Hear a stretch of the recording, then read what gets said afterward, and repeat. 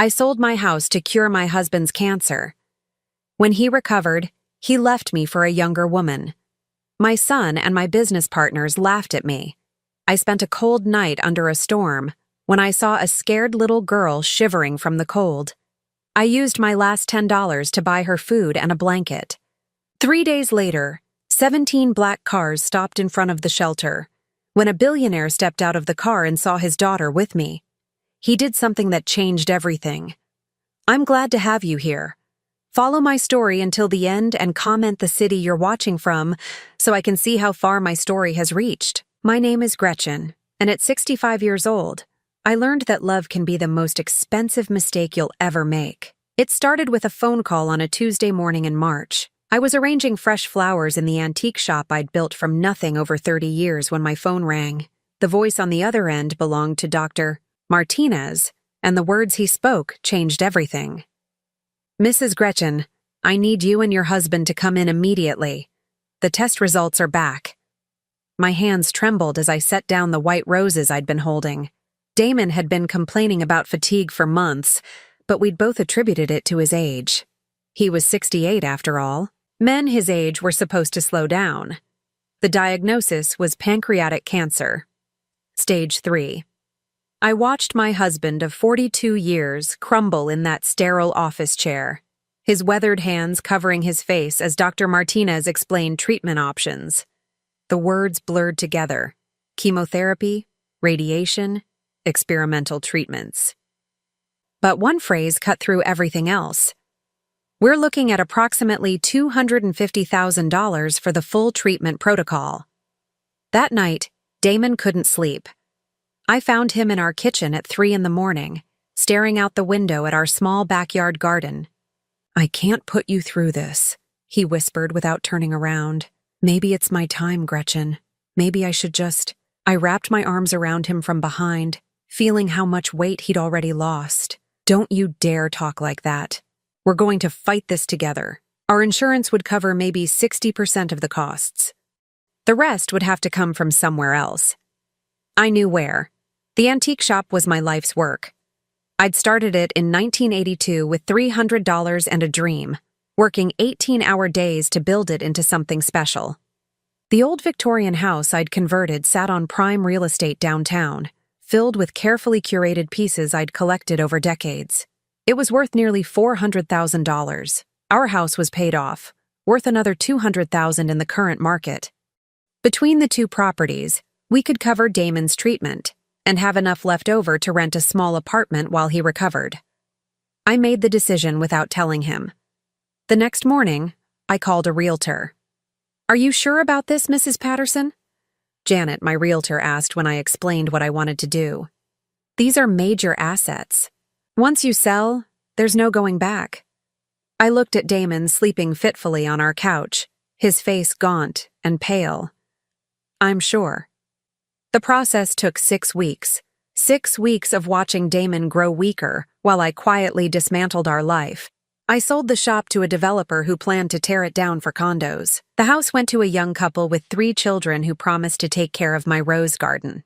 I moved us into a small apartment across town and threw myself into being Damon's caregiver. Every morning, I drove him to treatments. Every evening, I held his head while he was sick. I learned to cook foods that wouldn't upset his stomach, to give injections, to monitor his medication schedule with military precision. For 8 months, cancer became our entire world. But it worked. In November, Dr. Martinez used the word we'd been praying for: remission. Damon looked better than he had in a year. His color returned, his appetite came back, and he started talking about the future again. I thought we'd won. I was so naive. The conversation that shattered my world happened on a Wednesday evening in December. I was making Damon's favorite soup when he cleared his throat behind me. "Gretchen, we need to talk." Something in his tone made my stomach drop, but I kept stirring. "What about?" "I've been thinking a lot during this whole ordeal. About life, about what I want." I turned around, soup spoon still in my hand. Damon was sitting at our small table, his hands folded, looking anywhere but at me. "I want a divorce." The spoon clattered to the floor. "What?" "I know this is difficult, But I've realized that I want to spend whatever time I have left being truly happy. Haven't we been happy? My voice sounded strange, distant. I thought, after beating the cancer together. Damon finally looked at me, and I saw something I'd never seen before: indifference. Gretchen, you're a good woman, but we've been living like roommates for years. I want passion. I want to feel alive again. Feel alive again? I repeated. I sold everything to save your life. I spent 8 months taking care of you. I gave up my business, my home, everything I built. I never asked you to do that. Those words hit me like a physical blow. I grabbed the counter to steady myself. You never asked me? You're my husband. Of course I did it. Well, now I'm asking for my freedom. That's when I understood. This wasn't a sudden decision born from surviving cancer. This was planned.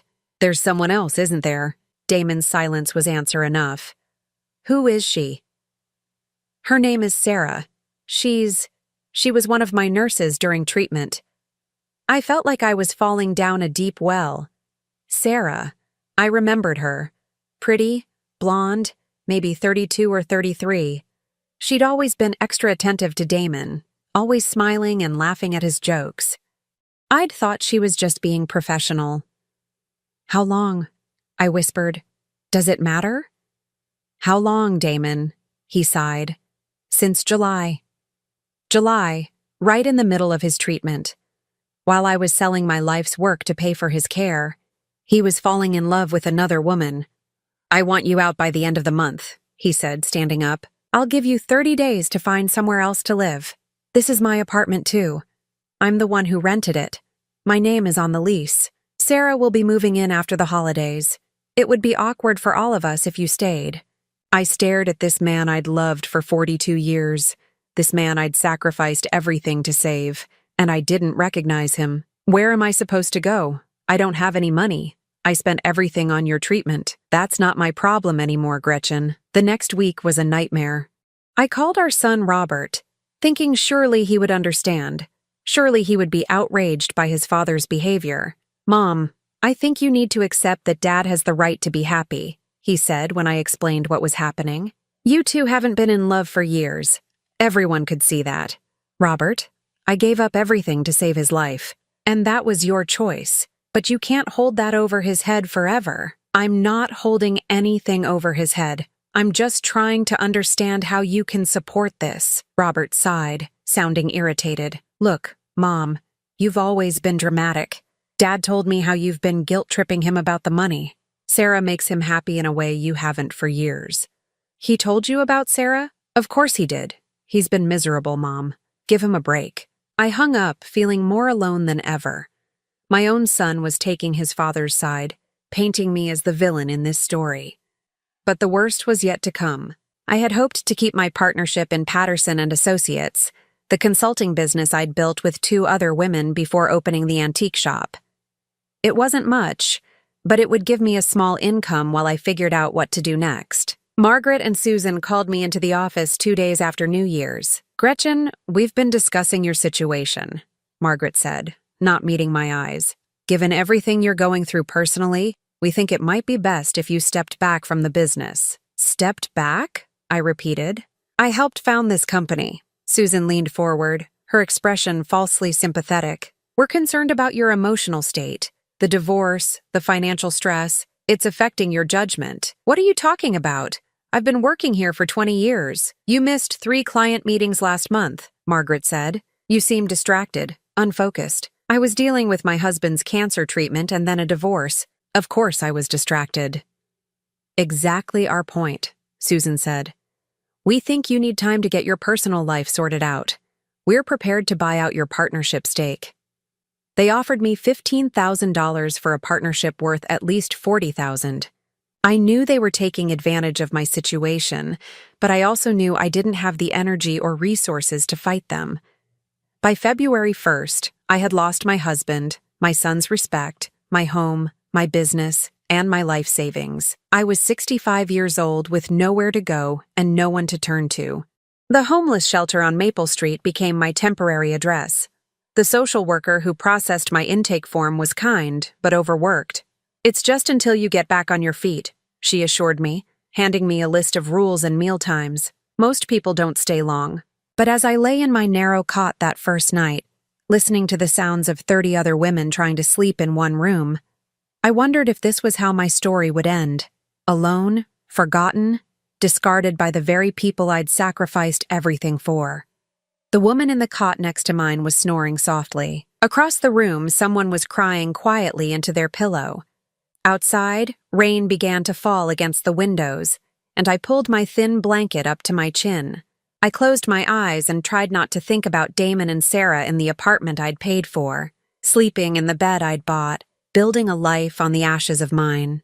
Tomorrow would mark exactly 2 months since my husband had asked for a divorce. 2 months since my world had collapsed. As I finally drifted off to sleep, I had no idea that everything was about to change in the most unexpected way possible.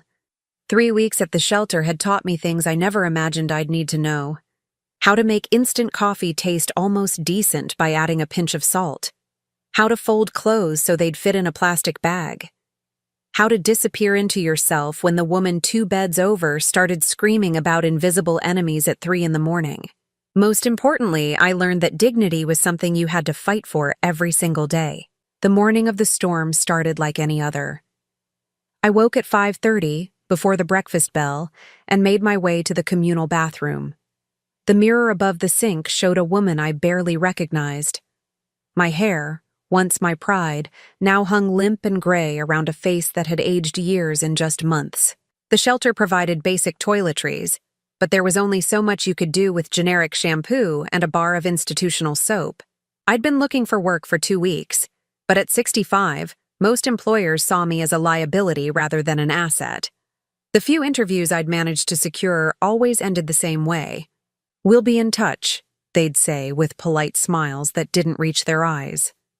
That morning, I had $7.34 left from the small amount I'd managed to save from selling my jewelry. It was all that stood between me and absolute destitution. The weather forecast had been ominous all week. The meteorologists were calling it a significant weather event, the kind of storm that could knock out power for days and turn streets into rivers. By noon, the shelter staff were already making preparations, checking generators and stocking extra food. "All residents should plan to remain inside tonight," announced Mrs. Chen, the day manager. "This storm is going to be dangerous." But at 4:30 that afternoon, I realized I'd made a critical mistake. In my distraction over a job interview that morning, I'd forgotten to take my blood pressure medication. Without it, I risked a stroke or heart attack. The pills were sitting in my small bag upstairs, but I needed food to take them safely, and dinner wouldn't be served until 6. I counted my money again. $7.34, enough for a small sandwich and maybe a carton of milk from the corner store 3 blocks away. The wind was already picking up as I stepped outside, pushing against me with surprising force. Dark clouds churned overhead, and the first fat raindrops were beginning to fall. I pulled my thin jacket tighter and hurried down the street. The corner store was nearly empty except for the elderly clerk and a man buying cigarettes. I grabbed a pre-made turkey sandwich and a small carton of milk, calculating the exact cost in my head. $4.67. That would leave me with $2.67 for tomorrow. As I paid, the clerk glanced outside nervously. "Storm's coming fast," he said. "You should get home quick." Home. I nodded and tucked my purchases into my jacket. The walk back to the shelter would take about 15 minutes if I hurried. But I never made it. Halfway there, the sky opened up. Not the gentle rain that had been threatening all day, but a torrential downpour that soaked through my jacket in seconds. The wind turned vicious, whipping debris down the street and making it hard to see more than a few feet ahead. I ducked into a doorway to wait it out, but the storm only got worse. Lightning split the sky, followed immediately by thunder so loud it made my teeth ache. This wasn't a storm that would pass in a few minutes. This was the kind of weather that could kill you if you weren't careful. That's when I heard it. A sound that cut through the howling wind and driving rain. Crying. Not the wailing of the storm, but human crying. A child crying. I peered out into the rain, trying to locate the source. There, huddled behind a row of garbage cans in the alley beside a closed restaurant, was a small figure. A little girl, maybe 7 or 8 years old, soaked to the skin and shivering violently. I didn't think. I ran. "Honey!" I called out, my voice barely audible over the storm. "Honey, what are you doing out here?" The child looked up at me with enormous brown eyes filled with terror. She was small for her age, with tangled dark hair plastered to her head and clothes that had once been expensive but were now torn and muddy. "I'm lost," she whispered, teeth chattering so hard she could barely speak. "I can't find my daddy." "Oh, sweetheart." I knelt down beside her, not caring that the water from the alley immediately soaked through my pants. "How long have you been out here?" Since this morning, I think. Maybe yesterday? I don't know. My heart broke. This tiny thing had been alone in the storm for hours, maybe longer. "What's your name?" "Charlotte," she managed between chatters. "Charlotte Elizabeth." "Well, Charlotte Elizabeth, I'm Gretchen, and we need to get you somewhere safe right now." But as I looked around, I realized our options were limited. The restaurant behind us was closed, its metal security gate pulled down tight. The other buildings on this block were mostly offices, equally shuttered. The shelter was still 6 blocks away, and there was no way this little girl could make that walk in this weather. Then I remembered the 24-hour convenience store we'd passed. It wasn't ideal, but it would be warm and dry. "Can you walk?" I asked Charlotte. She nodded, though I could see she was exhausted and probably in mild shock. I took off my jacket, wrapping it around her small shoulders even though it left me in just a thin sweater. "Hold on to me," I told her. "Don't let go, no matter what." The 3 blocks to the convenience store felt like 3 miles. The wind kept trying to knock us down, and the rain came in sheets so thick we could barely see. I kept one arm around Charlotte and used the other to guide us along storefronts and parked cars. By the time we stumbled through the store's doors, we were both soaked and shaking.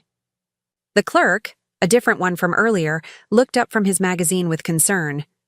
"Jesus, lady, you shouldn't be out in this with a kid." "I know," I said, water dripping from my hair. "We got caught in it."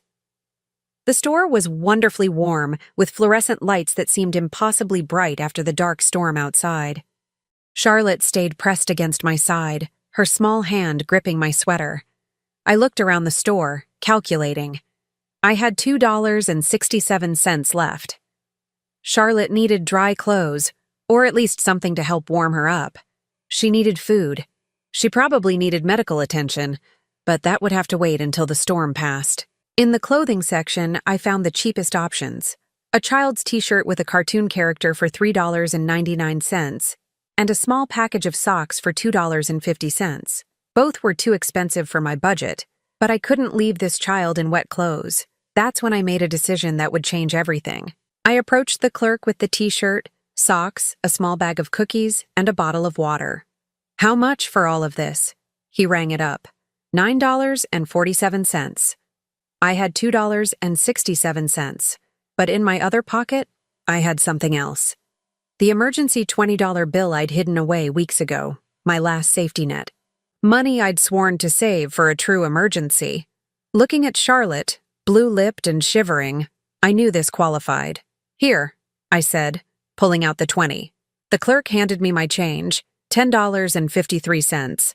Combined with what I already had, it left me with $13.20 total, more than I'd had all day.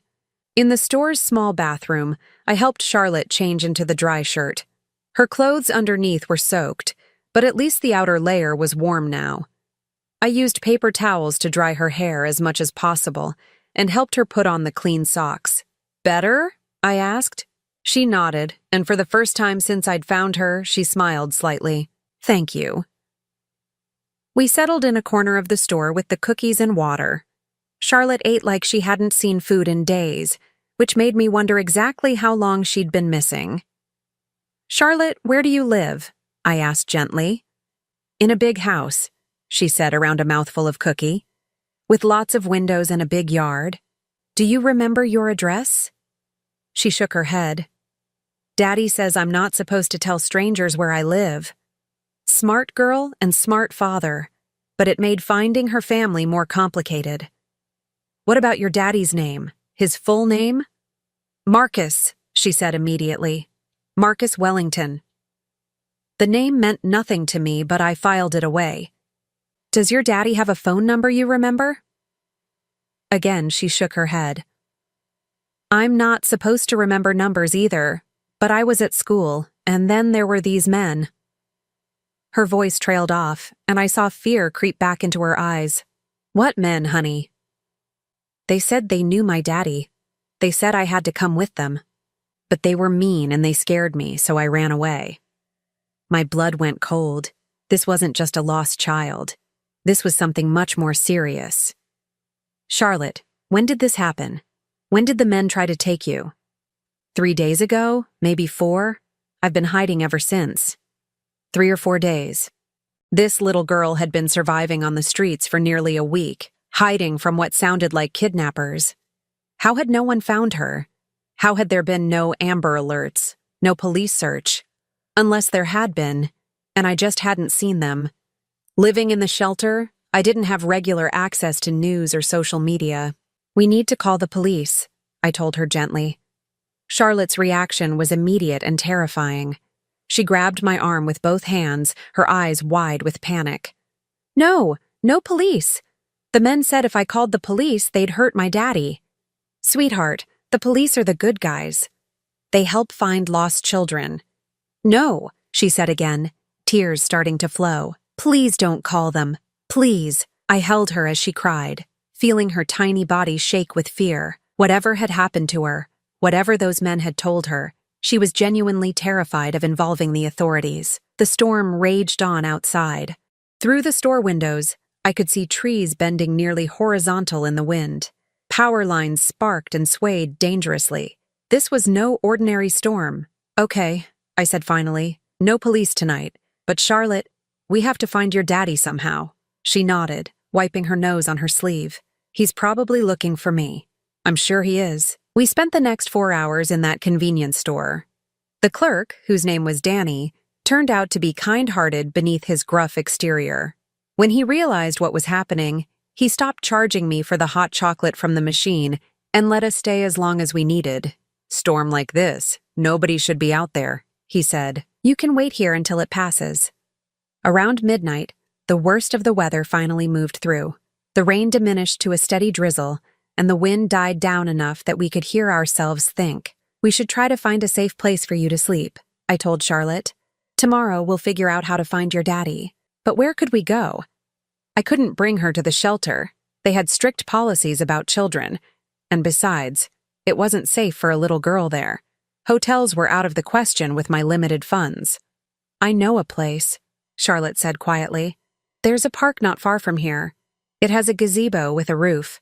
The idea of spending the night in a park with a child made my stomach turn. But what choice did we have? As we prepared to leave the store, Danny called out to us. Hey, wait.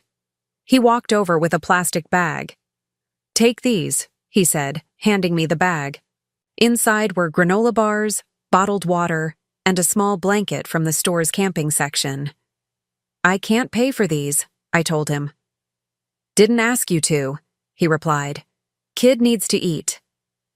Outside, the air was clean and cool after the storm. Debris littered the streets, tree branches, scattered garbage, broken glass. But the worst had passed. Charlotte led me through several blocks to a small neighborhood park. The gazebo she'd mentioned was old but sturdy, with a solid roof and partial walls that would provide some protection from the wind. I spread out the blanket and we huddled together. Charlotte curled up against my side like a small cat seeking warmth. Gretchen? She said softly in the darkness. Yes, sweetheart? Are you my guardian angel? The question caught me off guard. Here I was, a homeless woman with $13 to my name, and this precious child saw me as her protector. I'm just someone who cares about you, I said. Daddy always said that guardian angels come when you need them most. I held her tighter, this beautiful, brave little girl who'd been through so much. Well then, maybe I am. As Charlotte's breathing evened out in sleep, I stared up at the gazebo ceiling and wondered what tomorrow would bring. I had no idea that in less than 72 hours, 17 black cars would pull up outside the shelter, and my life would change in ways I could never have imagined. 3 days passed in a blur of careful survival and growing attachment. Charlotte and I had established a routine of sorts. Mornings at the convenience store where Danny let us use the bathroom and buy minimal supplies, afternoons in the park when weather permitted, and nights back at the gazebo, or sometimes in the 24-hour laundromat when it got too cold. I was amazed by Charlotte's resilience. Despite everything she'd been through, she maintained a sunny disposition most of the time. She told me stories about her life, fragments that painted a picture of wealth and privilege I could barely imagine. A house with 12 bedrooms, a swimming pool shaped like a butterfly, horses in a stable behind the main residence. "Daddy travels a lot for work," she explained as we shared a bag of crackers on our third morning together. "Sometimes I don't see him for weeks, but when he comes home, we have tea parties in the garden." "What kind of work does your daddy do?" I asked, though I wasn't sure she'd understand the answer even if she knew it. "He makes things happen," Charlotte said seriously. "Important things. That's why the bad men wanted to take me, to make him do what they wanted." The more she talked, the more convinced I became that her father was someone significant. Wealthy enough to be a kidnapping target, important enough that professional criminals would risk taking his child. But if that was true, why hadn't I seen any news coverage? Why weren't there search parties, police alerts, FBI involvement? On Tuesday afternoon, as we sat in the park watching pigeons fight over breadcrumbs I'd bought with my dwindling funds, Charlotte suddenly grabbed my arm. "Gretchen," she whispered, her voice tight with fear. "That car, it's been there before." I followed her gaze to a black sedan parked across the street. The windows were tinted too dark to see inside, and it had been there for about 20 minutes. "Are you sure?" I asked, trying to keep my voice calm. Charlotte nodded, pressing closer to me.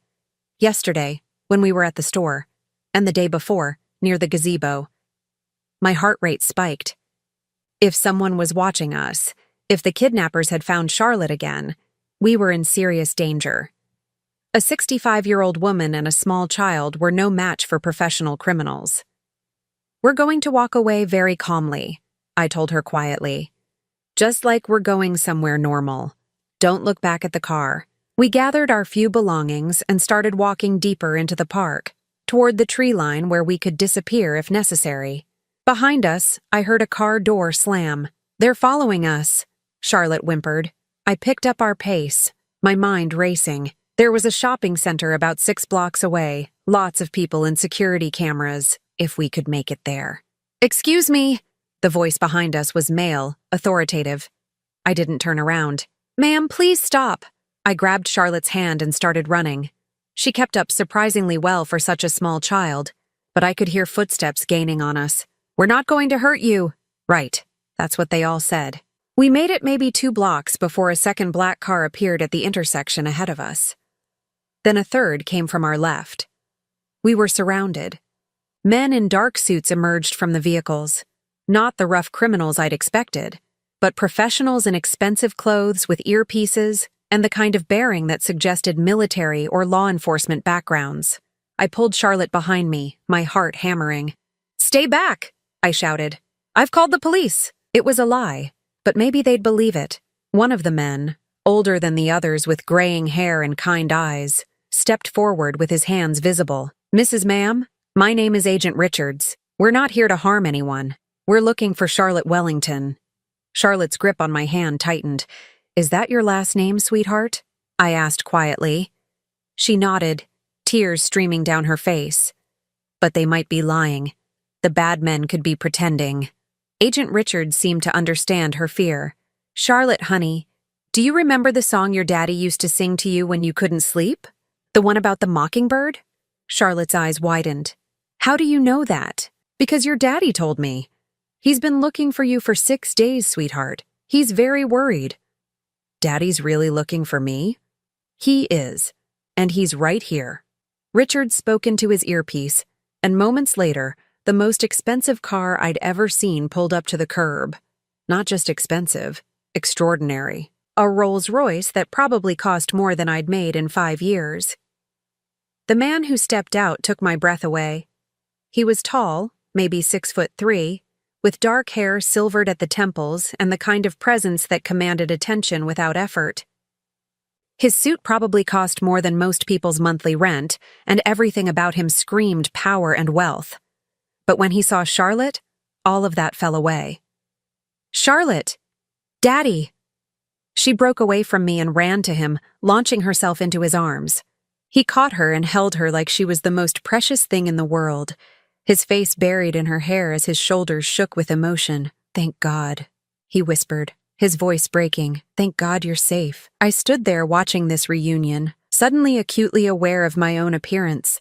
My hair was unwashed, my clothes were the same ones I'd been wearing for 3 days, and I probably smelled like the laundromat where we'd spent last night. After several minutes, the man, Charlotte's father, set her down but kept one hand on her shoulder as he looked at me. "You're the woman who's been taking care of my daughter." It wasn't a question. His eyes were studying me intently, and I had the uncomfortable feeling that he could see straight through to my soul. Yes, I found her during the storm. She was scared and alone. He stepped closer, and I instinctively took a step back, not from fear, but from the overwhelming intensity of his presence. Agent Richards told me what his team observed. "You've been protecting her for 3 days, feeding her, keeping her safe, staying with her." I nodded, not sure what else to say. "What's your name?" "Gretchen. Gretchen Patterson." "Gretchen Patterson." He repeated it like he was memorizing it. "My name is Marcus Wellington."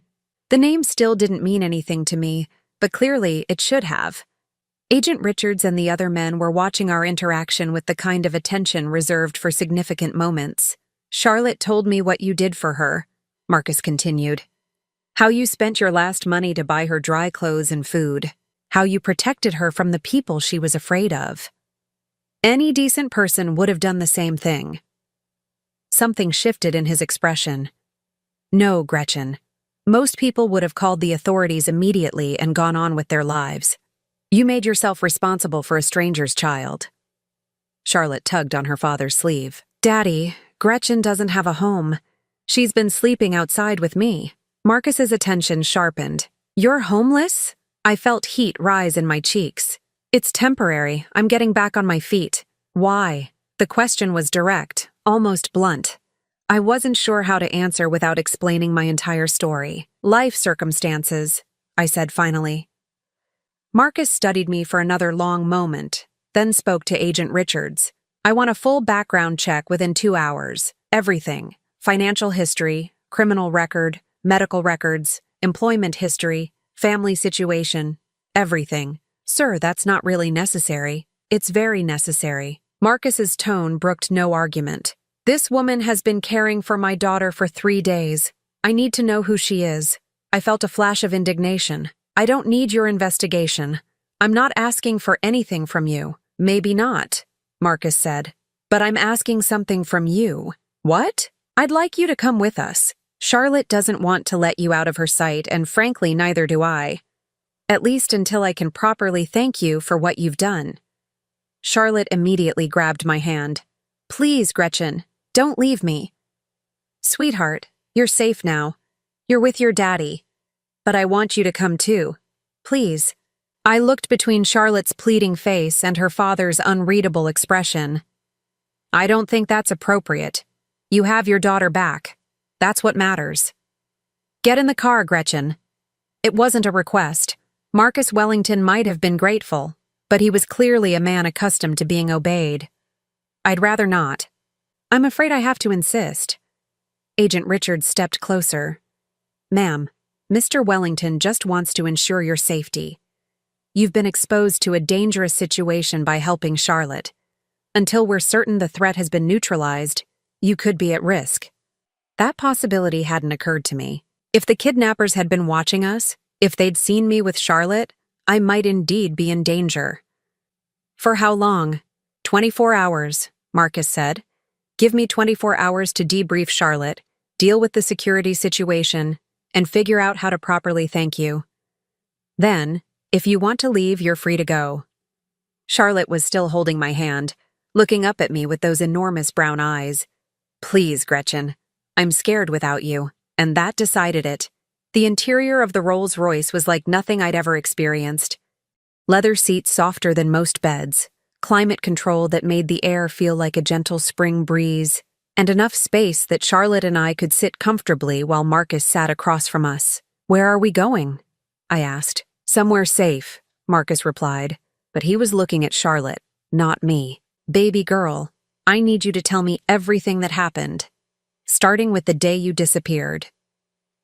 Charlotte launched into her story, and as she talked, I began to understand the scope of what had occurred. She'd been taken from her private school by two men claiming to be friends of her father. They'd held her in an abandoned warehouse for 2 days, waiting for Marcus to comply with some demand they'd made. "What did they want from you?" I asked Marcus. His jaw tightened. "Access to certain government contracts, information that could be worth hundreds of millions of dollars to the right people." "And you refused?" "I couldn't give them what they wanted even if I'd wanted to.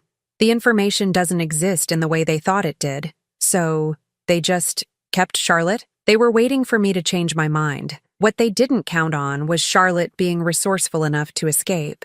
I looked at the little girl with new respect. She'd not only escaped professional kidnappers, but had survived on the streets for nearly a week. "How did you get away, sweetheart?" "They left me alone for a few minutes," Charlotte said. "The rope wasn't tied very tight, and there was a loose board in the wall. I wiggled through and ran." Marcus closed his eyes briefly, and I could see the pain on his face as he imagined his daughter in that situation. The car turned through massive iron gates, and I got my first glimpse of the Wellington estate. Calling it a house would have been like calling the ocean a pond. The mansion sprawled across what had to be at least 20 acres, with manicured gardens, fountains, and outbuildings that were larger than most people's homes. The main residence looked like something from a European fairy tale, all stone towers and graceful arches. "This is where you live?" I asked Charlotte. She nodded like it was perfectly normal. "Want to see my room? It has a balcony that looks out over the stables." As we pulled up to the front entrance, staff members emerged to greet us. Not just a butler or housekeeper, but what appeared to be a small army of people, whose job was apparently to take care of the Wellington family. Marcus helped Charlotte out of the car, then offered me his hand. I hesitated before taking it, acutely aware of the contrast between his manicured fingers and my own worn hands. "Mrs. Patterson," he said as we walked toward the entrance, "before we go inside, I need you to understand something. What happened to Charlotte? What you did for her? It changes things. I don't know exactly how yet, but it does." I wasn't sure what he meant, but something in his tone made me think my 24 hours at the Wellington estate were going to be far more complicated than I'd anticipated. I had never imagined that taking a shower could feel like a religious experience. The guest suite Marcus had assigned me was larger than the entire apartment I'd shared with Damon. The bathroom alone was bigger than most bedrooms, with marble surfaces, gold fixtures, and a shower that had more buttons and settings than a spacecraft control panel. As hot water cascaded over me from what felt like a dozen different angles, I tried to process everything that had happened in the last 6 hours. After arriving at the estate, Marcus had disappeared into what I assumed was a series of important phone calls, while Charlotte gave me a tour of her wing of the house. Her bedroom was indeed enormous, with a canopy bed, a reading nook with floor-to-ceiling bookshelves, and French doors that opened onto a balcony overlooking the stables she'd mentioned. "This is where I have tea parties when Daddy's home," she'd explained, showing me a small table set with delicate china cups. "Would you like to have one with me later?" "I'd love that, sweetheart." Charlotte's enthusiasm was infectious, but I couldn't shake the feeling that I didn't belong in this world of marble floors and crystal chandeliers. I was a temporary guest. Someone who'd helped during a crisis but would soon return to reality. The reality of the homeless shelter and my 7 remaining dollars. A soft knock on the bathroom door interrupted my thoughts. "Mrs. Patterson?" It was a woman's voice, unfamiliar but kind. "I'm Elizabeth, the house manager. I've left some clothes for you on the bed. They should fit reasonably well." "Thank you," I called back, though I hadn't asked for clothes. When I emerged from the shower, I found an outfit laid out that probably cost more than I'd made in a month at my old job. A soft cashmere sweater and pale blue, well-tailored slacks, and undergarments that still had price tags attached. Even the shoes were there, comfortable flats and exactly my size. How had they known my measurements? The answer came as I was getting dressed. Through the suite's windows, I could see a team of people working in the gardens below. Not gardeners, but men in suits who moved with the same precision as Agent Richards and his team. Marcus hadn't just brought me here for Charlotte's comfort.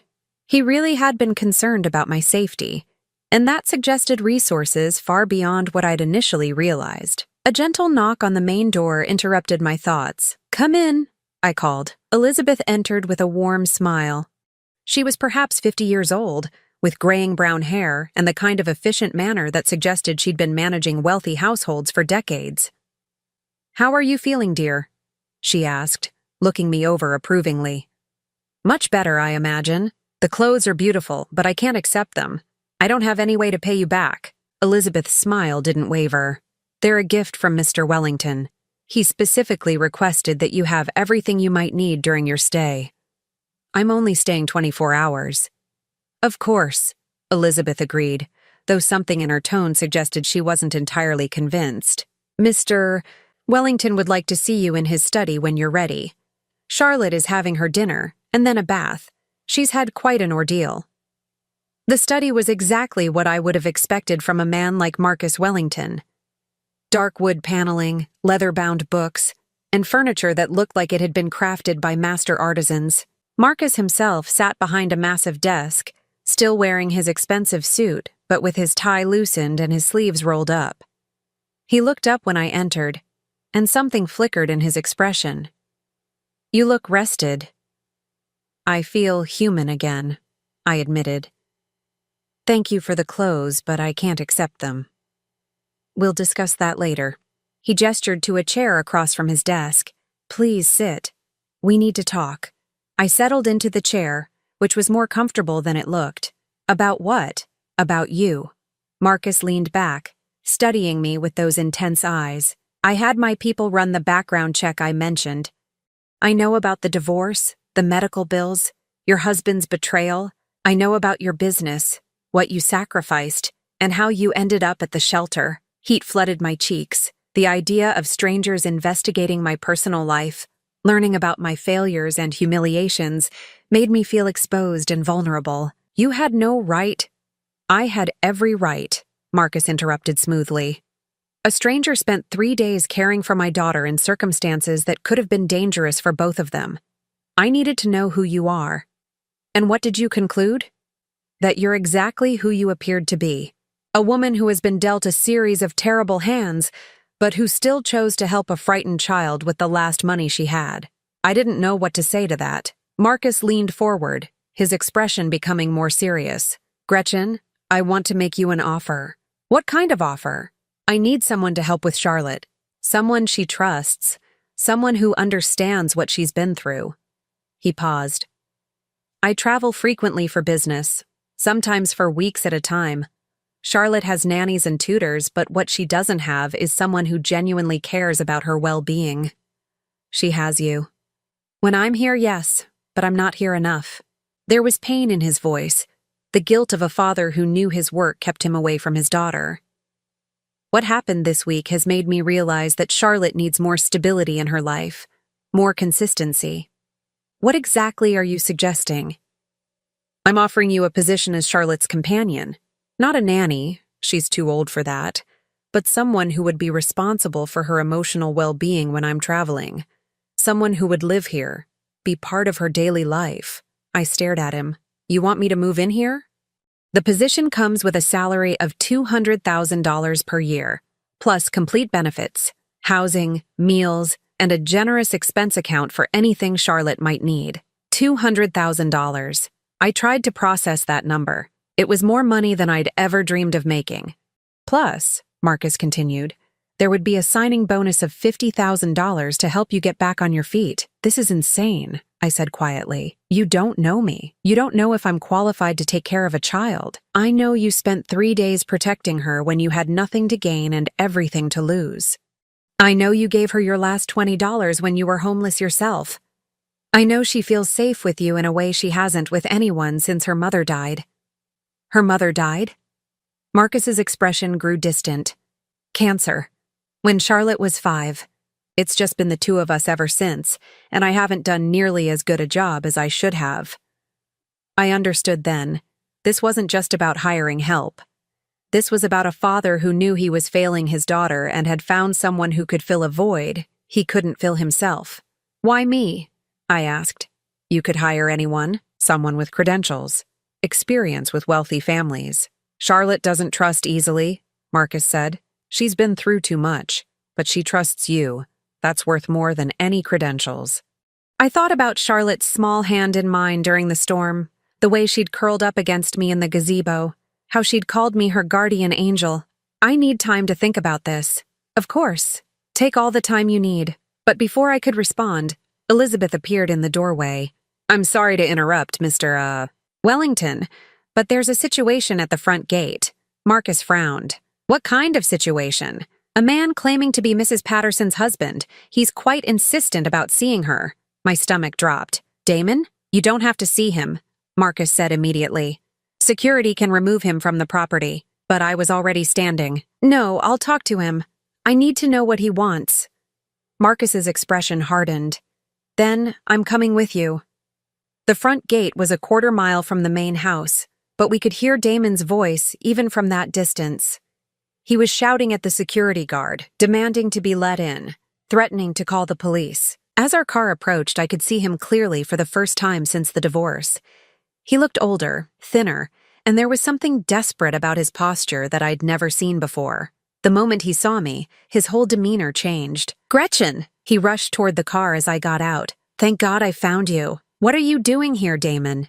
How did you even know where I was? It doesn't matter. I've been looking everywhere for you. He reached for my hands, but I stepped back. Gretchen, I've made a terrible mistake. The worst mistake of my life. What are you talking about? Sarah, the divorce, all of it. I was crazy, Gretchen. The cancer, the treatment. It affected my judgment. I wasn't thinking clearly. I became aware of Marcus standing slightly behind me, and of the security personnel positioned discreetly around us. Whatever was about to happen, it was going to have an audience. You seemed pretty clear when you asked for a divorce, I said. I was scared, Damon continued, his voice taking on a pleading tone I'd never heard before. Scared of dying, scared of being a burden. I thought if I pushed you away, it would be easier for everyone. By having an affair? Damon had the grace to look ashamed. That was a mistake, a huge mistake. Sarah, she took advantage of me when I was vulnerable. Took advantage? I couldn't help but laugh bitterly. Damon, you left me homeless. You threw away 42 years of marriage for a woman young enough to be your daughter. I know, he said desperately. And I've regretted it every single day since. Sarah left me, Gretchen. 2 weeks after the divorce was final, she took half of everything I had and moved to Florida with another man. So, that was it. Damon wasn't here because he missed me, or because he'd realized what he'd lost. He was here because his young girlfriend had taken him for everything he was worth. I'm sorry that happened to you, I said, and I was surprised to find that I meant it. But it doesn't change anything between us. It changes everything. Damon stepped closer, ignoring Marcus's presence entirely. We can start over, Gretchen. We can get remarried, go back to the way things were. The way things were? I repeated. Damon, I sold my business to save your life. I sold our house. I gave up everything for you, and the moment you got better, you threw me away like garbage. I was wrong. You were selfish, I interrupted, and cruel, and you left me with nothing. But look at you now. Damon gestured at the mansion behind us. You've obviously landed on your feet. Found yourself a rich man to take care of you. The implication in his words, the casual assumption that I was some kind of gold digger, hit me like a physical blow. You don't know anything about my situation, I said quietly. I know you're not living in a shelter anymore. Damon's tone was becoming more aggressive. I know you're wearing clothes that cost more than most people make in a month. I know you've obviously moved on pretty quickly for a woman who claimed to love me. Claimed to love you? The words came out sharper than I intended. I gave you my entire life, Damon. I sacrificed my dreams, my security, my future for you, and you repaid me by abandoning me the moment it was convenient. People make mistakes, Gretchen. Some mistakes can't be forgiven. Marcus stepped forward then, his presence suddenly much more prominent. I think this conversation is over. Damon seemed to notice him for the first time. And who exactly are you? Someone who knows how to treat a good woman when he finds one, Marcus replied calmly. Damon's face flushed red. Gretchen, you can't seriously be choosing this stranger over your husband. Ex-husband, I corrected. And I'm not choosing anyone. I'm choosing myself for the first time in 42 years. You'll regret this, Damon said, his voice turning ugly. You're 65 years old, Gretchen. How long do you think this is going to last? What happens when he gets tired of you? That's enough, Marcus said, his voice carrying an authority that made even Damon step back. But the damage was done. Damon's words had hit their target, awakening every insecurity I'd been trying to suppress. I was 65. I was a homeless woman who'd been rescued by a wealthy man 30 years younger than me. Maybe Damon was right. Maybe this was just temporary charity. I think you should leave now, I told Damon quietly. He studied my face for a long moment, perhaps hoping to see some sign that his words had worked. When he didn't find what he was looking for, his expression hardened. Fine, but don't come crawling back to me when this fantasy ends, Gretchen. I won't be there. He walked back to his car, a rusted Honda that looked even more pathetic next to the Rolls-Royce and the security vehicles. As his taillights disappeared down the drive, I stood there feeling like I'd been hollowed out inside. Are you all right? Marcus asked gently. I nodded, though I wasn't sure I was. I should probably go back to the shelter tomorrow. This was all a mistake. Was it? You heard what he said. I'm 65 years old. Charlotte needs someone young, energetic, someone who can keep up with her. Charlotte needs someone who cares about her, Marcus said. Age has nothing to do with that. But as we drove back to the house, I couldn't shake Damon's words. What happens when he gets tired of you? It was a question I didn't have an answer for, and one that would keep me awake most of the night. I barely slept that night. Every time I closed my eyes, I heard Damon's voice. What happens when he gets tired of you? By dawn, I had made my decision. I would thank Marcus for his kindness, say goodbye to Charlotte, and return to the shelter where I belonged. But Charlotte had other plans. You can't leave, she announced when I joined her for breakfast in the sunny morning room overlooking the gardens. We haven't had our tea party yet. Sweetheart, I think it's time for me to go. Your daddy is here now. You're safe. Charlotte's face crumpled. But I don't want you to go. You're my guardian angel. Before I could respond, Marcus appeared in the doorway. He looked like he hadn't slept much either, his hair slightly disheveled and his usually perfect appearance more relaxed. Good morning, he said, his eyes meeting mine with an intensity that made my stomach flutter. I hope you slept well. I did. Thank you. The lie came easily. I was just telling Charlotte that I should be going today. Daddy, tell her she can't leave, Charlotte pleaded, tears starting to form in her eyes. Marcus sat down at the table, accepting the cup of coffee Elizabeth had poured for him. Actually, Gretchen, there's something we need to discuss before you make any decisions. What do you mean? I had a long conversation with Agent Richards last night. The investigation into Charlotte's kidnapping has revealed some disturbing information. My blood went cold. What kind of information?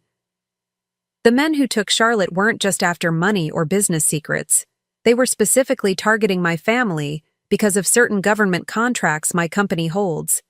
Contracts that involve national security. Charlotte had stopped crying and was listening with wide eyes. This was clearly news to her, too. What does that have to do with me? I asked. You've been seen with Charlotte. There are photographs of you together during those 3 days, taken by the kidnappers' associates before they were arrested. As far as anyone watching knows, you're important to my family now. The implications hit me like a truck. You're saying I'm in danger? I'm saying that leaving now, going back to the shelter, or trying to resume your old life would be extremely dangerous. These people don't forgive, and they don't forget. I felt the walls closing in around me. So what are you suggesting? That I hide here forever? I'm suggesting that the job offer I made yesterday wasn't just a kindness. It was also the safest option for everyone involved. Charlotte reached across the table and grabbed my hand. Please stay, Gretchen. I'll be really good, I promise. We can have tea parties every day. I looked at this beautiful child who had already lost her mother and had nearly been lost herself, and felt my resolve wavering. I need some time to think, I said finally. Marcus nodded. Of course, but while you're thinking, there's something else you should know. Before he could continue, Elizabeth appeared in the doorway with an expression I hadn't seen before, barely controlled anger.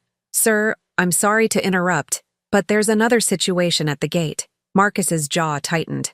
The same man as yesterday?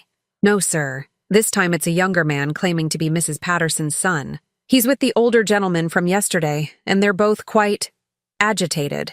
My heart sank. Robert. Of course Damon would bring Robert.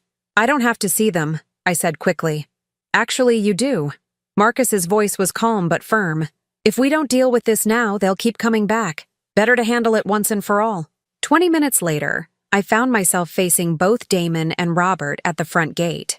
My son looked uncomfortable but determined, while Damon appeared smugly confident, as if he'd brought reinforcements for a battle he was sure to win. Mom, Robert said the moment he saw me. Dad told me what happened yesterday. What you said to him. I told him the truth, I replied evenly. He made a mistake, Robert continued. People make mistakes, but that doesn't mean you abandon your family. The irony of those words coming from him, the son who had taken his father's side during the divorce without question, was almost laughable. Where were you when I needed my family, Robert? I asked quietly. When I was living in a shelter, where were you then? Robert had the grace to look ashamed. I didn't know it was that bad. You didn't want to know. Damon stepped forward, clearly impatient with the emotional scene. Gretchen, let's cut through all this drama. I've spoken with a lawyer. Since our divorce isn't final yet, you're still legally my wife, which means you can't enter into any financial agreements without my consent. I stared at him in disbelief. What are you talking about? Our divorce was finalized months ago. Actually, it wasn't. Damon's smile was triumphant. There was a problem with the paperwork. A filing error. Technically, we're still married, which gives me certain rights regarding your decisions. The world seemed to tilt beneath my feet. That's not possible. Check with your lawyer if you want. But I'm telling you the truth. Damon's voice became wheedling, manipulative. Look, Gretchen, I'm trying to save our marriage here. This whole situation is just you acting out because you're hurt. I understand that, but it's time to come home. Home to what? I asked. The apartment you share with Sarah? Sarah's gone, Robert interjected. Dad's alone, Mom. He needs you. He needs my money, I corrected. Just like before. That's when Marcus stepped forward. I hadn't even heard him approach, but suddenly he was there, and his presence changed everything. Gentlemen, he said in a voice that could have frozen fire. I think there's been a misunderstanding. Damon looked him up and down dismissively. And you are? Marcus Wellington, and I believe you're trespassing on my property. We're here to get my wife, Damon said, puffing up his chest in a pathetic display of dominance. Your wife? Marcus's eyebrow rose slightly. That's interesting, because according to the background check my legal team ran yesterday, your divorce from Mrs. Patterson was finalized 4 months ago. The color drained from Damon's face. There was an error. There was no error. Marcus's voice remained calm, but there was steel underneath. What there was, apparently, was an attempt to manipulate Mrs. Patterson with false information. Robert looked confused. Dad, you said. Your father lied, Marcus said simply, just as he's been lying about his reasons for wanting his ex-wife back. You don't know anything about our situation, Damon sputtered. Don't I? Marcus pulled out his phone and scrolled to something. Let's see. Damon Patterson, age 68, recently divorced. Lost approximately $80,000 to a fraudulent investment scheme promoted by his girlfriend, Sarah Morrison. Currently 3 months behind on rent for his apartment. Credit cards maxed out. Bank accounts overdrawn. With each word, Damon seemed to shrink a little more. So, you see, Marcus continued, I know exactly what this is about. This isn't a man who wants his wife back. This is a man who needs someone to bail him out of his financial problems. Robert was staring at his father with growing horror. Dad, is this true? Damon's face was red with humiliation and rage. Gretchen, you can't seriously believe I can believe it because it's exactly what you did during your cancer treatment, I said quietly. You used me then, just like you're trying to use me now. That's not. I was sick, Gretchen. I wasn't thinking clearly. And what's your excuse now? Damon had no answer for that. Marcus stepped closer, and I could see why Agent Richards and his team followed his orders without question. When Marcus Wellington wanted to be intimidating, he was terrifying. Here's what's going to happen, Marcus said, his voice deadly quiet. You're going to leave this property immediately. You're not going to contact Mrs. Patterson again. You're not going to harass her, threaten her, or attempt to manipulate her. If you do, you'll discover exactly how much influence a man with my resources can have over someone's life. You can't threaten me, Damon said, but his voice was shaking. I'm not threatening you. I'm making you a promise. Marcus paused, letting that sink in. Mrs. Patterson is under my protection now. That means she's untouchable. Do you understand? Damon understood. Whatever fight had been in him deflated completely. But Robert wasn't finished. Mom, please, don't let this man turn you against your own family. I looked at my son, this man I'd raised, loved, sacrificed for, and felt a profound sadness settle over me. Robert, where were you when I was homeless? I didn't know. You knew exactly where I was. Your father told you. You chose not to care. It's not fair, isn't it? I stepped closer to him. When I called you after the divorce, what did you say? You said I should accept that your father had the right to be happy. You called me dramatic for objecting to his affair. You took his side without even hearing mine. Robert's face flushed. He's my father. And I'm your mother. But that didn't seem to matter when it was inconvenient for you. So that's it? Robert's voice was rising. You're choosing this stranger over your own family? I'm choosing myself, I said firmly. For the first time in my life, I'm choosing what's best for me instead of sacrificing everything for people who don't appreciate it. You'll regret this, Damon said bitterly.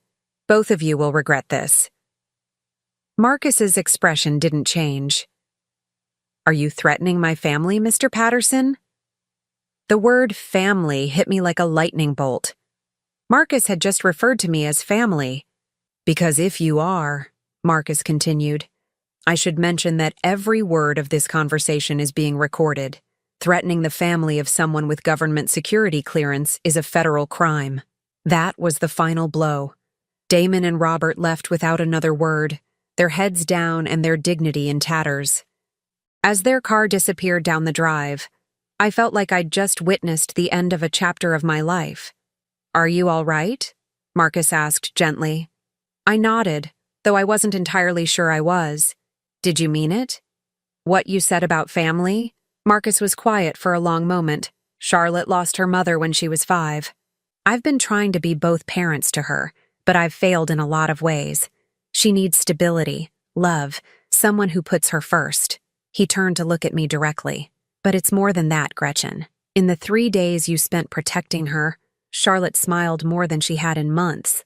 She laughed. She felt safe. You gave her something I hadn't been able to give her. What's that? A mother's love.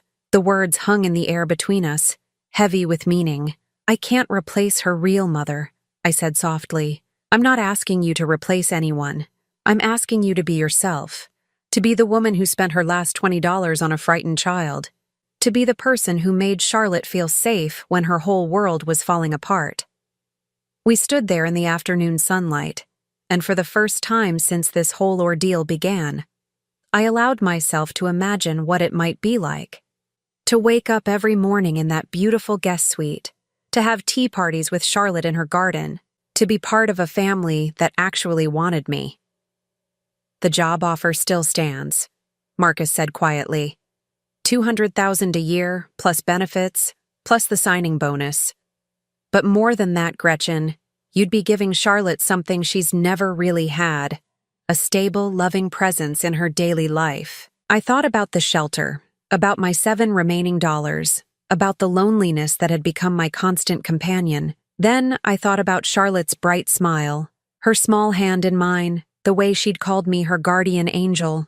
Yes, I said before I could change my mind. Yes, I'll take the job. Marcus's smile was radiant. Charlotte's going to be over the moon. But as we walked back toward the house, I couldn't shake the feeling that this decision would change more than just my living situation. It would change everything, in ways I couldn't even begin to imagine. 2 years later, I stood in the same garden where Charlotte and I had shared our first tea party, watching her chase butterflies among the roses. At 10 years old, she had grown taller and more confident, but she still insisted on our daily tea time together. The transformation in both our lives had been remarkable, but not in ways I could have predicted. Marcus had been true to his word about everything. The salary, the benefits, the signing bonus, it had all materialized exactly as promised. But more importantly, he had kept his word about treating me as family. "Gretchen," Charlotte called from across the garden, "come see, the blue butterfly is back." I made my way over to where she was crouched beside the lavender bushes, watching a magnificent blue morpho butterfly rest on the purple flowers. "She only comes here when she knows it's safe," Charlotte said softly. "Just like you did." The observation was so unexpectedly wise that it took my breath away. In 2 years, Charlotte had grown from a traumatized little girl into a thoughtful, compassionate child who saw the world with remarkable clarity. "You know what, sweetheart?" I said, settling beside her on the garden bench. "I think you're right. Our morning routine had become sacred to both of us. Breakfast together, then garden time, followed by her lessons with her tutors, while I managed the increasingly complex social calendar that came with being part of the Wellington household. Because that's what I had become, not just Charlotte's companion, but an integral part of their family. The change had been gradual. First, Marcus had started asking my opinion about Charlotte's education, her activities, her emotional needs. Then he'd begun including me in decisions about the household, the staff, even some aspects of his business travel. "What do you think about the Singapore trip?" he'd ask over dinner. 2 weeks is a long time to be away from Charlotte. "She's doing much better with separation anxiety," I'd respond. "But maybe we could arrange video calls at specific times each day?" Somewhere along the way, we had become natural. 6 months after I'd moved in, Marcus had surprised me with a new title and a significant raise. Head of Family Operations, he'd called it, with a salary of $300,000 per year. "I don't understand," I'd said when he explained the new position. "I'm already doing everything I was hired to do." "You're doing far more than that," he'd replied. "You're managing staff schedules, coordinating Charlotte's activities, handling social obligations, and making this house feel like a home instead of just a residence. That's worth recognizing." But the real recognition had come in smaller moments. The first time Charlotte had called me Gretchen Mom in front of her friends, the night she'd had a nightmare and had run to my room instead of her father's, the afternoon when Marcus had introduced me to a business associate as Charlotte's second mother and the person who keeps this family functioning. Each moment had built upon the others until I'd realized something profound. I wasn't just employed by the Wellingtons. I belonged to them, and they belonged to me. "Time for lessons," I reminded Charlotte as we made our way back toward the house. "Do I have to? Can't we just play in the garden all day? Education is important, young lady. Besides, don't you have that riding competition next month?" Charlotte's face lit up. "Oh, right. I need to practice my jumping." As we entered through the French doors that led to the morning room, I nearly collided with Elizabeth, who was carrying a silver tray with what appeared to be legal documents. "Oh, Mrs. Patterson, perfect timing. These just arrived for you." My heart skipped. Legal documents were never good news. "What are they?" "I'm not sure, but the messenger said they were urgent." I took the envelope with trembling hands, my mind immediately jumping to worst-case scenarios. Had someone challenged Marcus's authority to employ me? Was there some legal issue with my background check? But as I read the documents, my confusion only deepened. "What is it?" Charlotte asked, sensing my distress. I'm not sure I understand this, I said, reading through the legal language again. That's when Marcus appeared, still wearing his suit from his morning meetings, but with a smile that suggested he knew exactly what I was holding. Ah, he said casually. Those arrived. Marcus, what is this? He sat down across from me, his expression becoming more serious. It's an adoption proposal. An adoption proposal? I repeated stupidly. For Charlotte to legally adopt you as her grandmother. The words didn't compute. I don't understand. Charlotte bounced in her chair. We want to make it official. You're already my Gretchen mom. But Daddy says we can make it legal so you'll really be part of our family forever. I stared at the papers, then at Marcus, then at Charlotte. This isn't how adoption works. Children don't adopt adults. Actually, they can, Marcus said gently. It's called adult adoption, and it's more common than you might think. Charlotte would become your legal granddaughter, and you would become her legal grandmother. It doesn't change anything about our daily lives, but it makes the relationships official. But why? Marcus leaned forward, his expression intensely serious. Because in 2 years, you've become the most important person in Charlotte's life. Because when I travel now, I don't worry about her because I know you're here. Because this house isn't the same without you. And, Charlotte added with the matter-of-fact tone only children can manage, because we love you, and we want you to be stuck with us forever. Stuck with them. As if being part of this extraordinary family could ever be a burden. There's more, Marcus continued. He pulled out another set of documents. If you agree to the adoption, I'd also like to update my will to include you as Charlotte's guardian. Not just companion or caregiver, but her legal guardian if anything happens to me. The weight of what he was offering hit me like a physical blow. Legal guardianship meant that if something happened to Marcus, Charlotte would be mine to raise. It meant permanent security, permanent belonging, permanent family. I don't know what to say, I whispered. Say yes, Charlotte exclaimed. Please, Gretchen. I want you to be my real grandma. I looked at this beautiful child who had already lost one mother and had chosen me to fill that void. I thought about the scared little girl I'd found behind a dumpster 2 years ago, and the confident, loving child she'd become. Yes, I said, my voice breaking.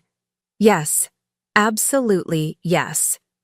Charlotte launched herself into my arms with a squeal of delight that could probably be heard 3 counties away. There's one more thing, Marcus said as Charlotte finally settled down. A celebration is in order. I've planned a small party for this weekend. Nothing elaborate, just close friends and family. Family, I repeated, tasting the word. Family, he confirmed. The party that weekend was indeed small, but it felt enormous to me. Marcus had invited Agent Richards and his team, who had become something like extended family over the past 2 years. Elizabeth and the other staff members who had become dear friends, Charlotte's riding instructor, her favorite teacher, and 3 of her closest school friends. But the most meaningful moment came when we were gathered in the garden for the cake cutting. Charlotte stood on a chair to address our small group. Thank you all for coming to celebrate my new grandma, she announced with the confidence of a born public speaker. 2 years ago, Gretchen found me when I was lost and scared. But really, I think maybe I found her too. She needed a family as much as I did. As applause filled the garden, I felt tears streaming down my face. Later that evening, after the guests had gone home and Charlotte was asleep, I found myself in the study with Marcus, sharing a quiet drink and reflecting on the day. Do you ever wonder what would have happened if you hadn't found Charlotte that night? He asked. I considered the question. I'd probably still be at the shelter, or worse. And Charlotte would still be traumatized, still afraid to trust anyone. We sat in comfortable silence for a while, both lost in our own thoughts. Marcus, I said finally, why did you really do all this? The job, the adoption, the guardianship? Why? He was quiet for so long I thought he might not answer. When he finally spoke, his voice was soft, because in 42 years of marriage, no one ever loved you the way you deserved to be loved. Because you spent your entire life taking care of other people who took you for granted. Because when you had nothing, you still gave everything to protect my daughter. He looked directly at me then. Because Charlotte needs you. And I think maybe you need us too. I do need you, I admitted. Both of you. More than I ever imagined possible. 3 months after the adoption was finalized, I received an unexpected visitor. Elizabeth found me in the garden and announced that Robert was at the front gate, asking to see me. My first instinct was to refuse. I hadn't spoken to my son since that awful confrontation 2 years ago. But something in Elizabeth's expression suggested this visit was different. He looks different, she said carefully. Humbler.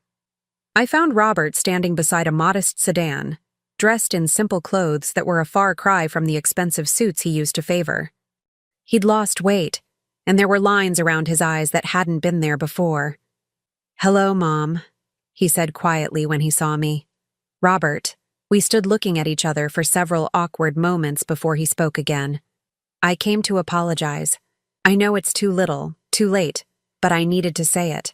I waited, not making this easy for him. I was wrong about everything. About Dad, about the divorce, about how I treated you.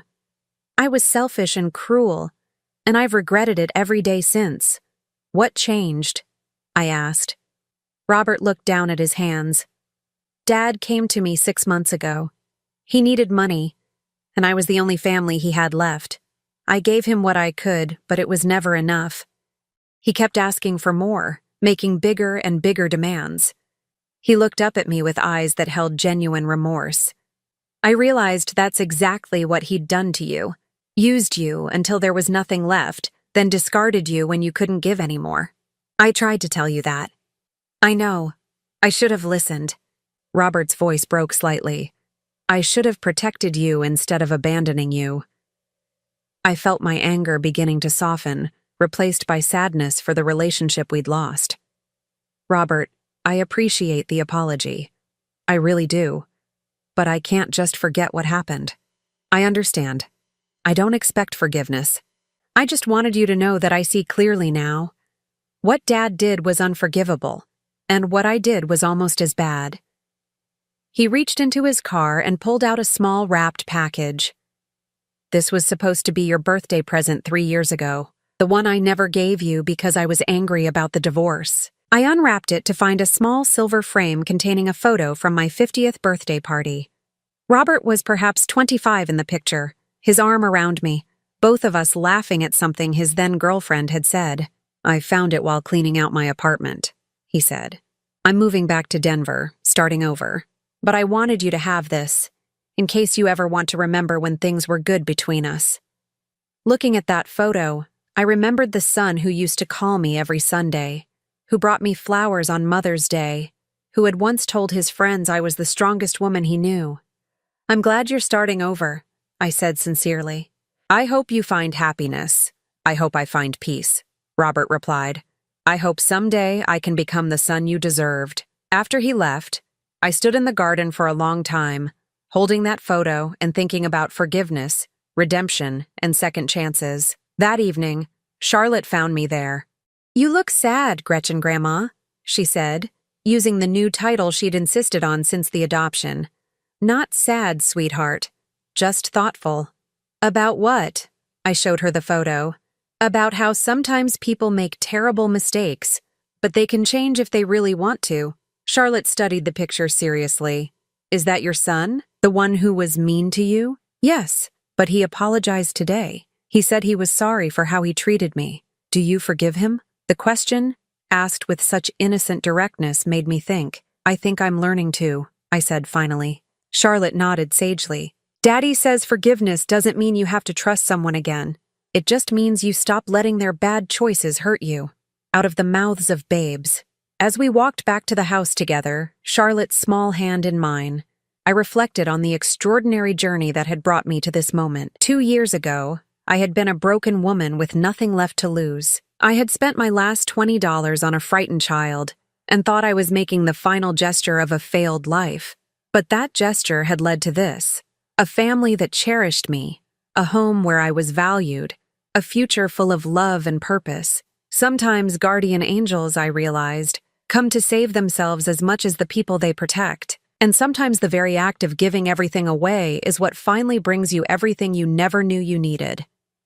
standing in the doorway of the mansion that was now truly my home. Watching Charlotte skip ahead to tell her father about our garden conversation, I felt something I hadn't experienced in decades, complete and perfect peace. I was Gretchen Wellington now, grandmother to the most wonderful child in the world, and member of a family that had shown me what unconditional love really meant. At 67 years old, my real life had finally begun. Now I'm curious about you who listened to my story. What would you do if you were in my place? Have you ever been through something similar? Comment below. And meanwhile, I'm leaving on the final screen 2 other stories that are channel favorites, and they will definitely surprise you. Thank you for watching until here.